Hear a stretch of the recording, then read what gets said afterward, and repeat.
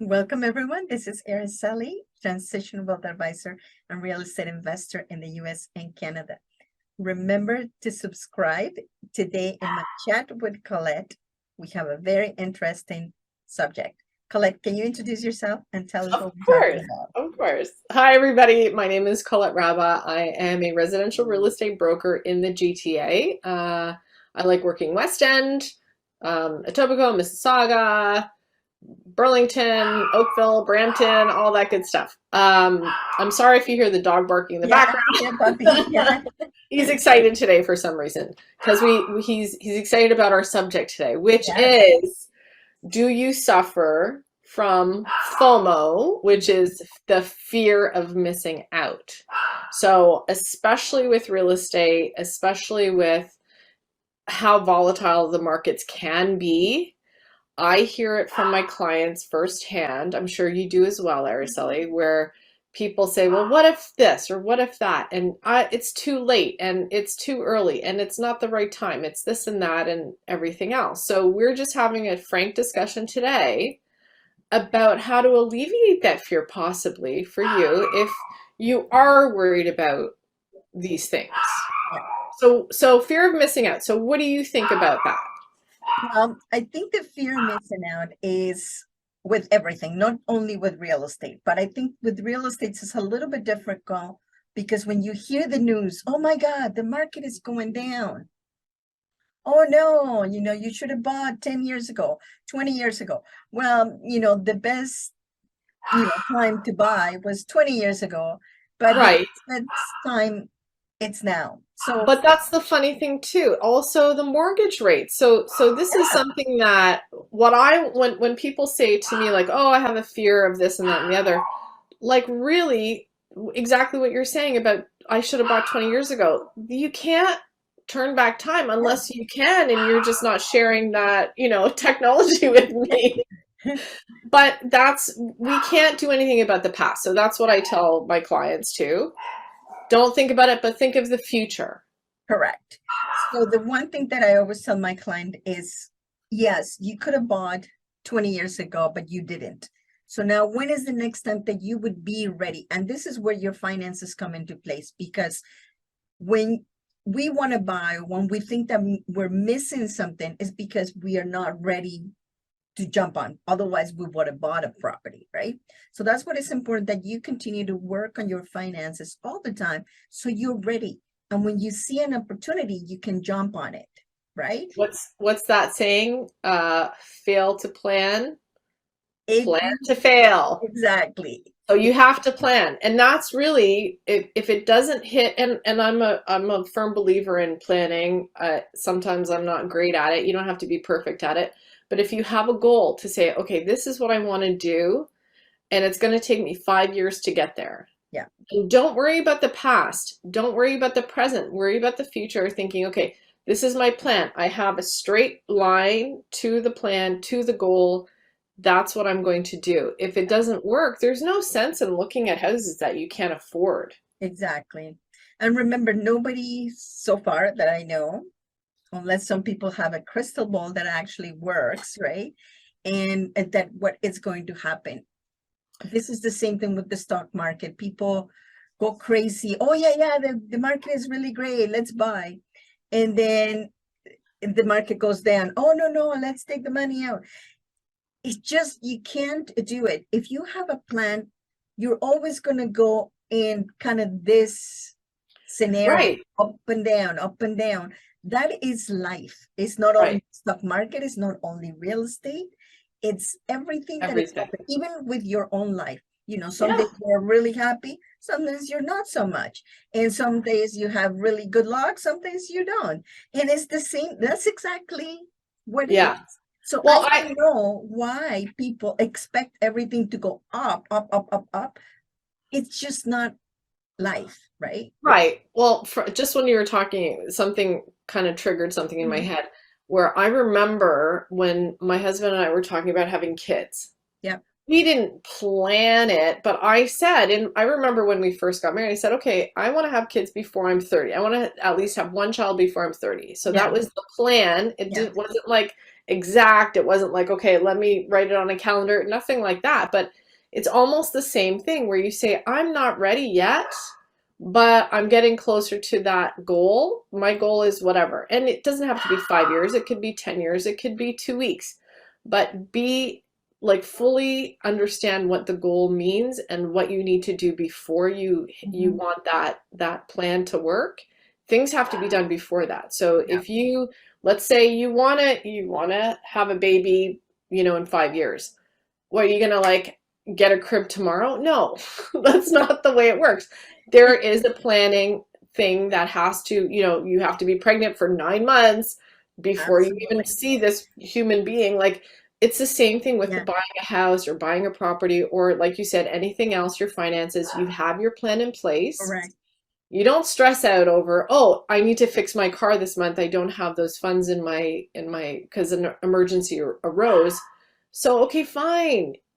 So what? You're pushed back a month, or you're pushed back a couple months, or, even your goal is not going to be met within a year because of whatever circumstances. You don't know. Maybe you're going to win the lottery tomorrow and you're going to get to your goal faster, right? We can always decide which way to go.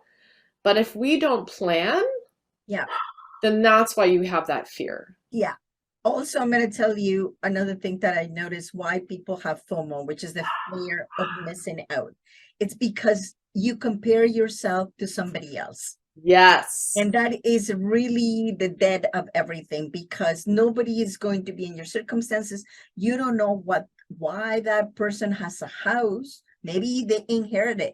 Maybe something else happened that maybe they make more money than you. Exactly. You're not the same. Right? So the very first thing that you need to do is figure out where you are and what you want. And it doesn't matter what other people have, or people at the same age that you are, Thank you. or less, right? Yes. It just doesn't matter.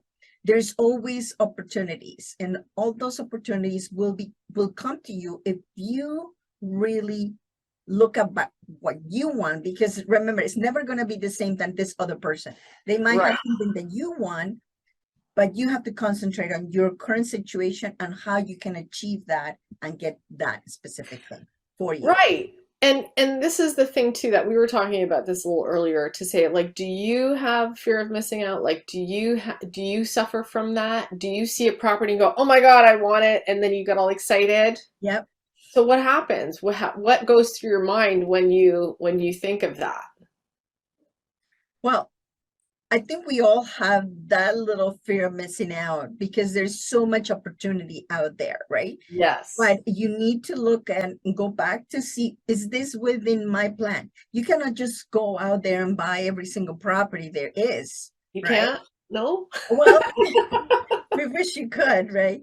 But it's not good to. But that's my point. It's not good to do that. Even if you won the lottery and you have like all this money and you say, okay, I'm going to buy X number of properties, it's not good. You have to still have a plan. You still have to say, I don't want a kind of property that has X, or I don't want it in this location, or I want it to have, 5 bed, whatever it is. There's still a plan in place. Correct. So don't worry. And also, especially now that the market is going up and it's hard to buy in Ontario. You don't have to buy in Ontario. There's other places like the US that you can buy properties. What is the plan? The thing is not about where or how you're going to buy it, but what is the plan? What are you doing? Are you looking to buy, to live in it, to rent it, a multifamily? What is it that you want? What is the plan? And then you can figure out where you're going to do it, how you're going to do it. But the most important thing is never think that there are no deals. Doesn't matter where the market is up, the market is down. It doesn't matter. There is always a deal. And you know why? Because you make the deal. Yeah. And it could be done at any point in time, but you need to have a plan. That's basically the whole point of this episode, right? Right. Exactly.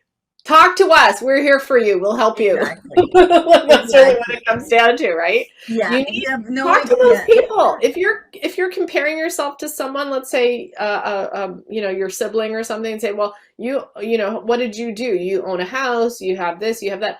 Ask them how they did it, because you don't know. Maybe they had some kind of way, they had an investor, they had some kind of plan in place that got them there. So ask people all the time, how did you do it? What did you do? It's fantastic. It's amazing to see and learn from other people what they did, because it's only for you to understand, okay, well, I don't have, somebody that I can borrow $50,000 from. Like, that's really what it comes down to. Don't compare yourself to other people. Have a plan in place. Know what you want to do for yourself and what works for your lifestyle. Maybe it doesn't work for you. So I think that's pretty simple. I know we all dream and we all get excited, but have a plan. Exactly. And more with real estate. So I don't listen to the news, because the news are always going to give you something bad. Oh my God, you can't buy because the interests are higher, or the properties are going through the roof. I don't know, right? Yeah. I see people that are, you as a realtor, Colette, you see people still buying. Of course, because, well, this is what I was saying earlier, like something like mortgage rates, where you're looking at mortgage rates now between 5 and 6%, let's say.